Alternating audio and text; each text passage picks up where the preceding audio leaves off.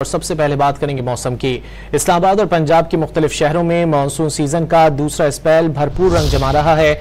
इस्लामाबाद और रावलपिंडी में रात गए खूब बारिश हुई। लाहौर में गुज़िश्ता रोज से वक्फे से बारिश का सिलसिला जारी है। गढ़ी शाहू, लक्ष्मी चौक, इचरा, ठोकर नियाज बेग, मुल्तान रोड, शाहदरा में खूब बादल बरसे। Ravi road, Sheranwala gate, mall road, Mughalpura, Gulberg, jail road, model town, Johar town, Nishtar town में भी खूब बरसात हुई। सबसे ज्यादा बारिश 100 मिलीमीटर लक्ष्मी चौक में रिकॉर्ड की गई।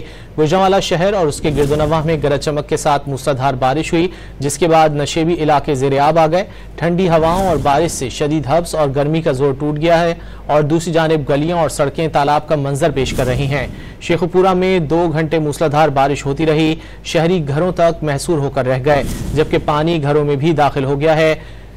जिना पार्क, कॉलेज रोड, स्टेडियम चौक, शाह कॉलोनी, जंडियाला रोड समेत दीगर कई इलाके पानी में डूब गए। बलूचिस्तान के मुख्तलिफ इलाके भी मानसून सीजन की लपेट में हैं।